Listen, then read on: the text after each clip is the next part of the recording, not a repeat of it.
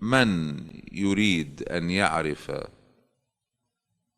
منزلته عند الله، أنه يعني هو بحب الله عز وجل وماشي حاله فلذلك الله يحبه، إذا أراد أن يعرف هذا الأمر فلينظر إلى منزلة الله في قلبه.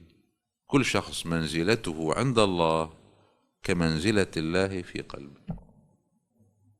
إذا كانت منزلة الله في قلبه كأنه أهون الناظرين إليه وأخف المطلعين عليه، فإذا المنزلة عند الله لا نقيم لهم وزنا.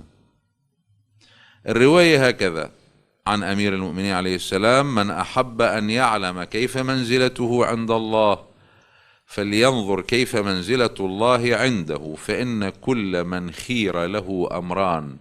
كل شخص بيكون يوضع أمام أمرين: أمر الدنيا وأمر الآخرة، فاختار أمر الآخرة على الدنيا فذلك الذي يحب الله، ومن اختار أمر الدنيا فذلك الذي لا منزلة لله عنده.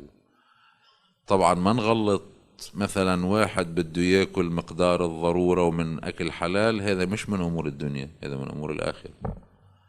كل شيء ضمن الضوابط الشرعية ليس من أمور الدنيا.